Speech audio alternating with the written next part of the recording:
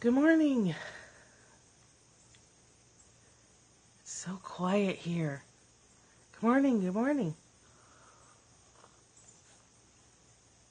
I feel like we normally have a lot of noise out in the woods, but we have just this little buzz of crickets or something this morning, so it seems quiet. It's a little cloudy and it seems kind of hushed in our valley today. Could be, good morning, could be because everybody was up probably from the full moon energies. I think it's hard to sleep during a full moon anyway, and with it being closer to us, even if you ignore all the astrological or psychic things that come with that, at a minimum, it's pulling on our body in a different way. Because when it's, when we're closer to it, we're made out of water, and the moon influences the pull of our bodies. So at a minimum, it's pulling on our bodies in a way that we're not really used to. Hey, Tanya, I missed somebody else. Maybe Nadia? I think I missed some names. Anyway, good morning. So my name's Michelle Wolf. I'm a healer. I'm a healer. Sort of. Yeah, I guess I am. I guess that's Reiki, right? I'm a coach, mostly for healers and helpers. I do Reiki. I'm a Reiki master. Having a little hard time getting the words to connect this morning. I feel like I woke up a little before I was ready. You can find everything that I do, Young Living Oils, coaching, self-care for healers and helpers and stuff at caddyshackdesigns.com. Across the top are all the tabs. I'll be back later this afternoon to talk about a Young Living essential oil, but I can tell you already, I've been hitting the peppermint this morning because I need my brain to wake up. Good morning, Linda. And we are broadcasting from inside the catio, right there. So, you can look that up if you want to see the long list of things that I do. Good morning. So, yesterday we were talking about eyes and vision and seeing the world through the eyes of spirit and seeing your fellow travelers through the eyes of spirit and how that can be a challenge. And today's reading is also on that, like what you're looking at and whose eyes you're looking through with. So I'm going to guess that everybody on here drives a car. Hey, yeah, we have our regular people here and a couple of different ones. If you're new, if you want to chime in, if you have questions, we've been reading from the Holy Shift book, which comes from the Course in Miracles, and then we've been reading from the text as well. But we're not going lesson by lesson in order. And then I spend time talking about, that's great, everything that we just read, but how do we take that into the car with us and sit in traffic? Or how do we take it to work with us and handle an aggravating boss? So trying to take these teachings and make them practical in our daily world. So for today, September 29th, right? No, 28th. Each day, each hour, every instant, I am choosing what I want to look upon, the sounds I want to hear, the witnesses to what I want to be the truth for me. Today I choose to look upon what Christ would have me see, to listen to God's voice, or Spirit's voice, and seek the witnesses to what is true in God's creation. Hey, Catherine.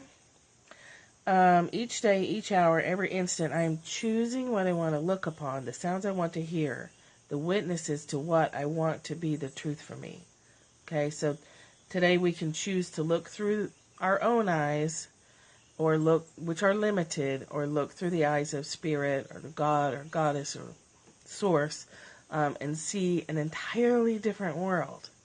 Okay, I'm sure that you've been with someone out in the world in your life, and you're having a great time, and they're having a miserable time.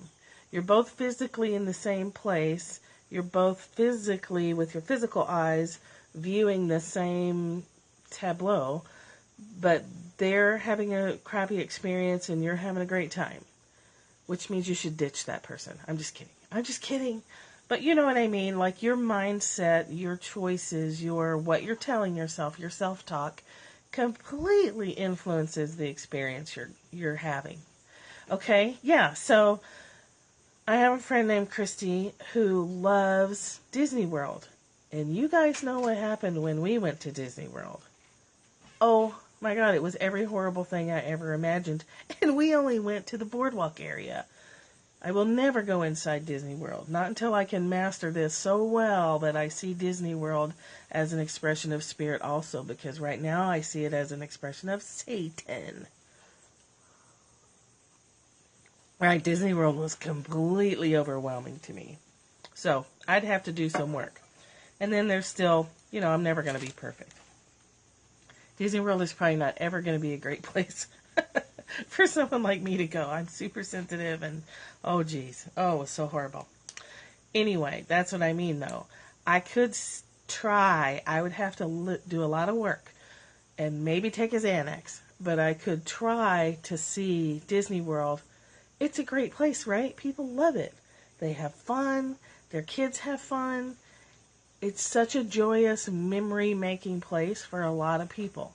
So I could try and shift over into that and maybe make it go during the low season. There you go. So I could plan ahead, make it a little easier for me physically. I could maybe wear some crystals or shield up against all the, completely overwhelming energy flying around in there. So I could prepare. I probably won't. But I could.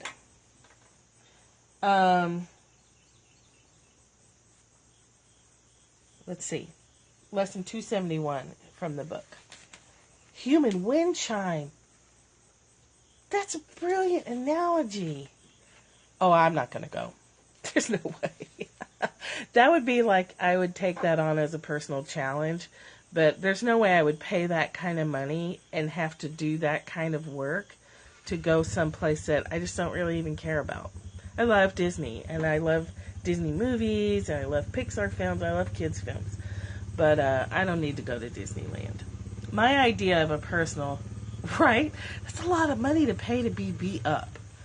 My idea of a personal challenge and things that I've done in my past is backpacking alone, going into the wilderness by myself with the backpack and supplies for 3 days, hiking into the woods and not coming out for 3 days. That was a big personal challenge for me, and I've done that more than once. And I loved it. And it was terrifying. It was so scary. Yeah, and in Colorado there's mountain lions and bears and etc. So there's all kinds of personal challenges you can do to strengthen yourself that do not involve going to Disney World. Okay. So the rest of that teaching is, in Christ's sight, the world and God's creation meet, and as they come together, all perception disappears. And what they mean is,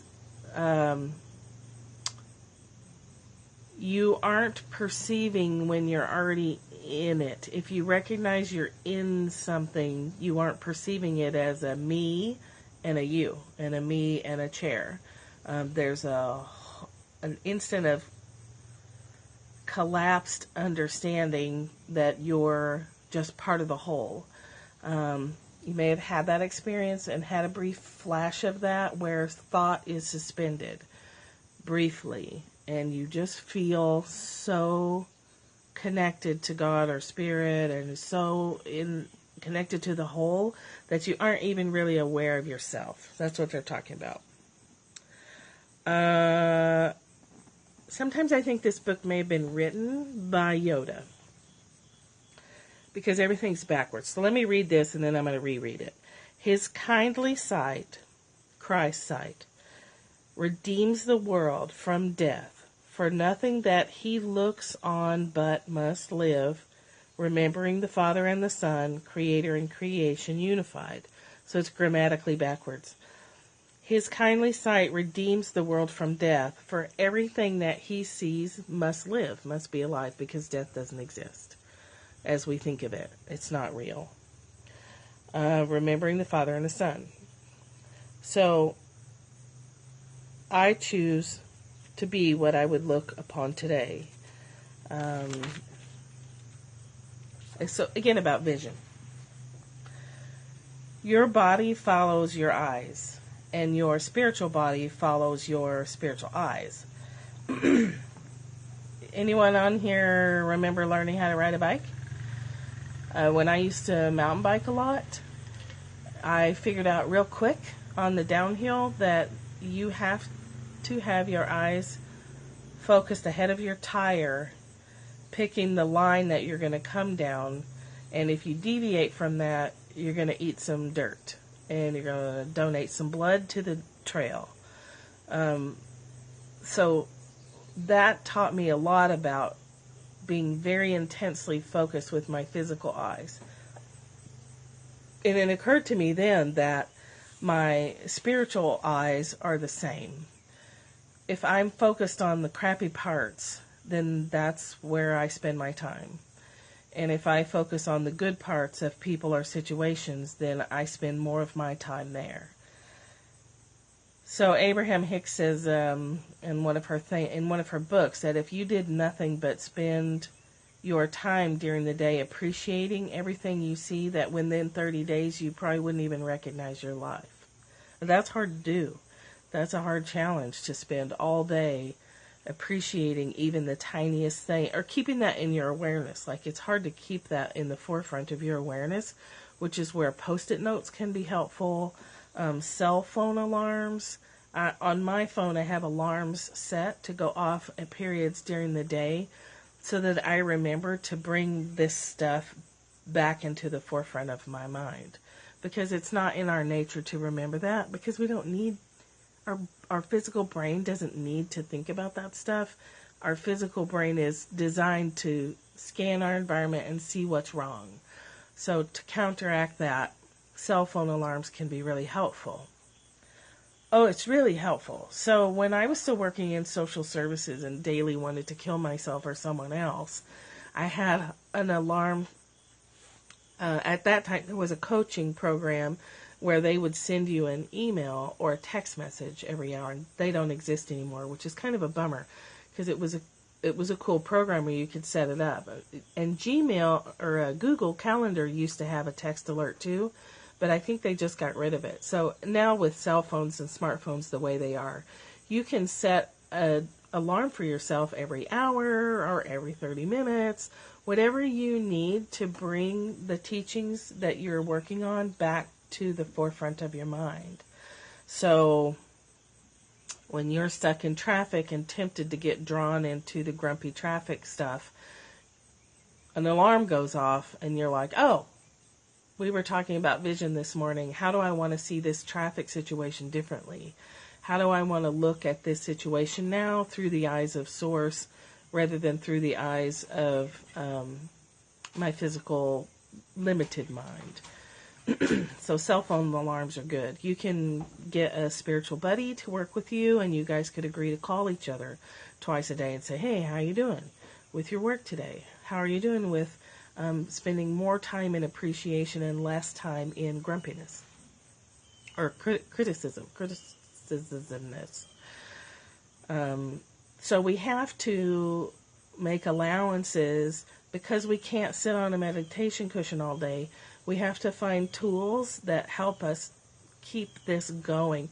Now, you won't always need constant cell phone alarms, because this will, as you retrain yourself, it starts to become more second nature that when something happens and you immediately start to lose your good vibe, you catch it faster. And that gap in time that we talked about yesterday, where you have a thought and then you have an impulse and then you take an action, the gap between the thought and the impulse becomes longer. You can have the thought, this stupid ass traffic, and then you'll catch yourself and you're like, we're all suffering out here around the highway, and so let's do some compassion practice. Let's take some deep breaths and let me generate some love and send that to everybody around me who is also struggling with being stuck in traffic. So that's just one of the ways you can transfer this into daily experience. Traffic is such a common, want to stick a fork in your eye kind of experience that it's a really good classroom, so to speak, because we typically have exposure to it on a daily basis. And the other thing I wanted to say about that is that others' eyes see you as your eyes see you. I can't, if I see myself as undeserving, the people around me will see me as undeserving and treat me accordingly. So when Jess is talking about the 4 agreements, Jess Carlson has been covering the 4 agreements. If you don't know that, she's at Jess J. Carlson, and you should follow her because she's awesome. That book talks about you'll accept abuse from other people up to the point where it goes beyond what you'll accept. That has to do with how you see yourself, your vision of yourself. If someone's treating you a little like shit and you accept it, you are also thinking in a part of yourself that you deserve it, or that's how you see yourself. So I was listening to another Abraham Hicks CD, and I've listened to it several times. And she's trying to get across to this man who's having trouble with his boss, that his boss won't see him as his soul sees him until he sees himself as his soul sees him. Does that make sense? Like, he has to come into alignment with how spirit sees himself. And he has to get into agreement with that. And then that becomes reflected outward in the people around us. So when you internally start to set your boundaries and put your foot down and say no to people treating you badly, that's a good clue that you've changed your perception of yourself and you see yourself as more deserving of appropriate treatment, appropriate for you, however you define that. Yeah, it's one that I contemplated for a while. Because here's the cycle I was in at the time. I was totally invisible. And it got so bad that I was even losing, this is a few months ago. It's been a lifelong pattern. And part of that's been purposeful because I tend to I want to watch first. I'm really introverted. I don't want to, I don't know. You know what I mean. So I have been purposefully invisible. And then, so I've always known that was a pattern. And then trying to get out and do a business has really pushed all those boundaries. And I got pushed early in my career as working in child protection because you have to go out and you have to do difficult, very, very difficult things. So that pushed me through a lot of that. But lately I've been wanting a higher visibility level for my business. And by lately, I mean since last October. But I couldn't be seen. I kept putting stuff out there and I wasn't being seen. And I was like, I've got this invisibility thing going on. And so when Periscope started, I was like, wow, this is going to be like a super hard push to get past the invisibility or the last bit of fear of being seen. Because there's risk in being seen. There's risk on Periscope and making yourself feel like an idiot. Making a lot of mistakes and perceiving a lot of judgment, which isn't there, but, it's scary. So it got so bad in the beginning when I was just playing around on Periscope. Periscope is scary in the beginning. It really is. It's an amazing, there's so many metaphors and analogies for the Periscope experience. If you think about it, it's truly complex, and I really do believe it's a gift from God. I really do. It's changing people's lives. The best scopes are the ones where people overcome their fears, right? And we can all show up and say, hey, we're here. We're here. You're not alone. It's incredible. But it got so bad that my comments weren't showing up on Scoper screens. And I couldn't even be seen by Periscopers who I was regularly attending. Like I was regularly attending Jess Carlson scopes and regularly attending Sarah Ballard scopes. I wouldn't have scoped that one without you, and it was scary and fun at the same time. It was awesome. We love seeing your deck. And now we're all saving up to go buy more cards. Like we all need more boxes of cards. I can never have enough cards. But it was almost laughable that just had this invisibility thing going on. And that was the perception of myself, that I didn't deserve to be seen. So there was like this really deeply buried thing about not only being scared of getting in trouble for being seen, peri-limbo, chat not seen, yeah. It was happening to me at a time where I was really struggling with this concept. So it was really hitting home for me. So I had to do work on seeing myself as my soul sees me, as having something valid to offer, and having some expertise that is legitimate and helpful to others, and that's okay. And it stomped out the last 0.5% of fear of criticism. Now, all of my career since 1996, oh, thank you. I'm really glad to be here. All of my career has been done with clients that hate me. All of my career has been with hostile clients, court-ordered clients, people who do not want to be where they're at. And generally, we overcome that pretty quickly, and I can develop some kind of relationship with people. It's very rare that I can't get past somebody's defenses, because I super get it, and I don't ever shame people. But eventually I got tired of that, of being attacked all the time. And so when I started this work a long time ago, of like, okay, where am I attacking myself? Where am I hating myself and what I do? And I flipped it around and it all shifted. But there was still some need for approval, and there was still some fear of criticism. So like Sarah Ballard was saying last night, is there a part of you that wants to be out in the world more? Well, there isn't for me anymore, but it took a lot of work to get there. It took a lot of changing my vision of how I see myself and what concern I have over how other people see me, because I just don't care anymore. But that's because it was kind of beaten out of me. So I worked, the last job I did for 4 years was building a sexual assault response team in a 2-county area in Colorado. Nobody in that county, maybe a handful of people, wanted a sexual assault response team, especially law enforcement. They didn't want it. They thought it was stupid. They were openly aggressive and hostile about it. And I used to have these monthly meetings. Yeah, it says more about them than you, but it can take a while to get there.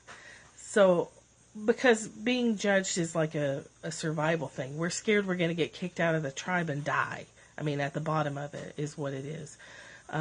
But so they were so harsh and so critical and so attacking and so mean that I was leaving meetings in tears and just going, I need a different job.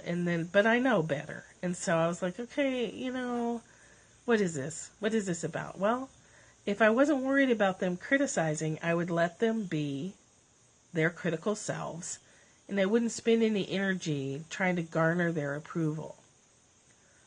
Okay, if you're spending energy trying to garner someone else's approval, it's to avoid the fear of them being critical of you and the pain that can come with that. So when you see yourself through Christ's eyes, when you see yourself as your soul knows you are, other people's perception of you doesn't matter. It may still, you'll feel it maybe. You might be like, ooh, that's kind of a zing. But it doesn't come inside, and it doesn't hurt your heart anymore. And you're able to take more risks because you already know you're going to be criticized, so you just don't care about it. Is that making sense?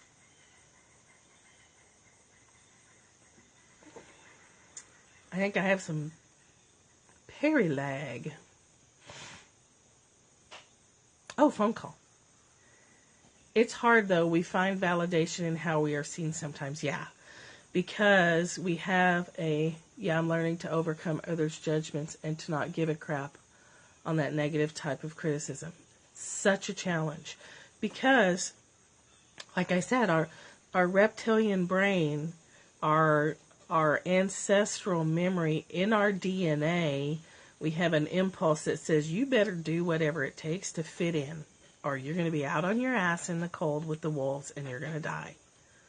Okay, that's a very deep, deep primal fear.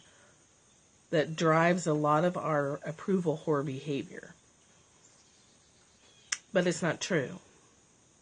Even if you did get cast out into the wilderness, you still wouldn't be alone. You'd still be connected to God. You'd still either survive or you would die, and death is not the most horrible thing.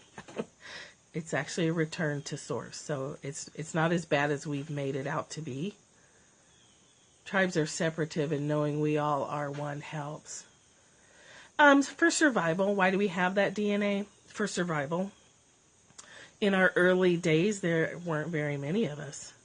The environment was harsh to us. We don't have defenses. Even cavemen had pitiful defenses compared to animals. No claws, no big giant teeth, an ability to use tools, but the concept of which tools to use was limited. Before we developed fire, we were living like a wild animal, only we're not really built like wild animals. So it's like a herd mentality in horses. Herd mentality in any other herd group animal. You have to stick together for the safety of the physical body. Good morning, Sarah. Good morning. I really enjoyed your scope last night. We're talking about why we have a fear of being kicked out of the tribe, which drives approval-seeking behavior. So you had to fit in to literally survive, or you were left out in the cold. Right. So the concept of being banished is deep, deep primal fear. So we can still function from that place if we don't see ourselves as we truly are. If we don't see ourselves through the eyes of Source, we misunderstand and think we don't have the resources that we actually have. And when you're in line with Source, you're not going to get to that. You're not going to get to that point. But the terror of being criticized by our peers triggers that primal fear of being kicked out of the tribe and dying. You can trace all your fears back to dying, and that's just primal body fear. The body is meant to do whatever it can do to stay alive. Oh yeah, Michelle, your reading with Sarah last night was great. So, if you still retain the fear, if you have not understood that that fear is coming from a primal body place, physical place, then it still gets translated into fear of opening yourself up and potentially getting criticized by others. The fear of scoping is, and people will have, and I did too, physical reactions of shaking, and so your body is flooding like getting ready to run. You're hitting the start broadcast button, and your body's like, oh my God, get ready. Oh my God, get ready to run. People are going to start throwing virtual rocks at us. Okay, that's just, you have to talk yourself off the ledge for that stuff. You have to remind your body that we're not living in caves, and it's okay. Here's a grape. Go sit in the corner, pat its little head. That's what Martha Beck calls. She calls her lizard brain, Mo. And she tells it to go sit in the corner. But you do have to talk yourself through that stuff. You have to remind yourself, it's okay. Deep breathing. When we get scared, we shallow breathe, and all our blood flow goes from here back to here. Here's some Coke and a bag of pretzels, honey. It's okay. People are not throwing rocks at us. They might say bad things about us, and that's okay. We're not going to be out in the cold and dying. We're going to walk back in our house, have a snack and some coffee, and be just fine. It's okay. We have to talk to ourselves a lot. So when we're saying to ourselves for today that we're going to see the world through eyes of Source, it's the same. You have to talk to yourself a lot. You have to remind yourself, which is where the cell phone alarms can be helpful, putting a couple of notes on a Post-it note at work. And if you have like a work environment where that would be weird, just code it for yourself. Make it look like a grocery list or something, and just stick it where you can see it, so that you're constantly reminding your body that it's okay. You're constantly reminding yourself, stay in a place of observation and ask why, and ask, how can I see this differently? How can I see myself through the eyes of Source? How can I see this situation from the larger, broader place of connection to spirit? Coke and pretzels for the reptilian brain that freaks the fuck out, and self-talk for your ego, and then reaching always for that place in your heart where you feel that heart and solar plexus is where I feel it a lot. Sometimes if I feel super connected to Source, I'll feel taller than I actually am. I'm not very tall. I'd like to be taller. But on the list of things to want, being taller is not that big a deal. Okay, so today's reading was choosing where we see, choosing what we look at, choosing where we place our attention. And I would say for a lot of people who are trying to get on scope, and it is so scary, and it's okay. It's scary and it's okay. You can't wait for it not to be scary. There, this isn't actually happening. It's all in your pretty little head. It's okay. Every day, every hour, every instant, I am choosing what I want to look upon, the sounds I want to hear, the witnesses to what I want to be the truth for me. The more you look through eyes of Source, the more evidence you'll see that it's right there with you. You'll get little signs, you'll have little synchronicities. More people you cross paths with will be helpful to you. You'll know the minute you start to make that shift. You'll know it. So today, choose to look upon what the Source would have you see. And Source would have you see the wonder of this world, and the wonder and the magic that happens between the people who surround you and the people you talk to on scope and the people that you work with, your customers or your coworkers. There's magic there. And not magic in like a, Disney way or a, whatever. You know what I'm talking about. The sparkly, magical moments that are so easily overlooked because they're so quiet.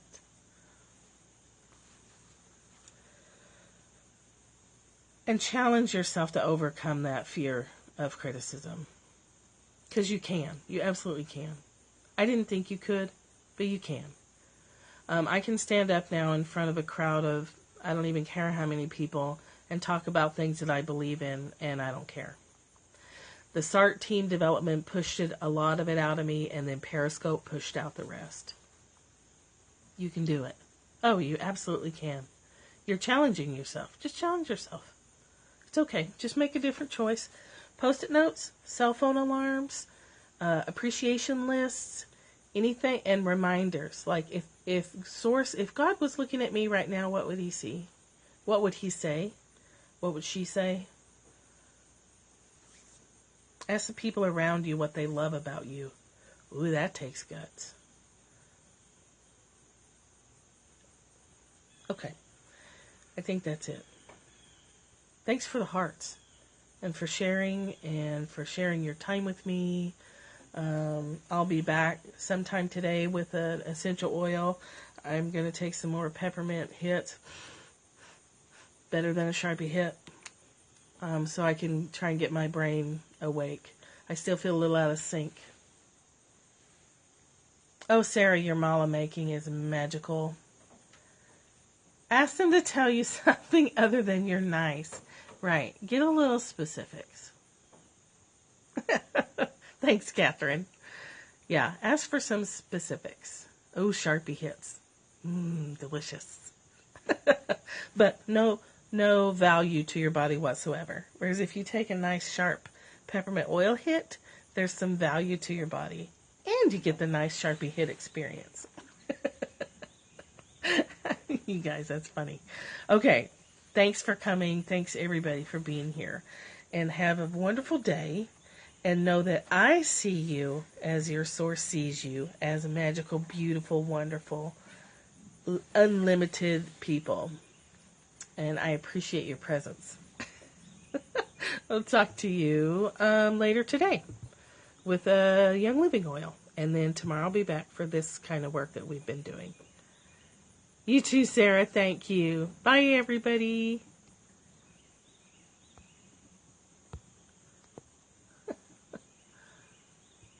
Thank you, Michelle.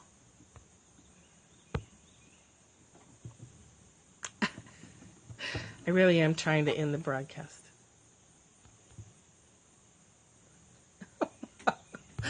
Oh, my. Let's see. There we go. Now, goodbye.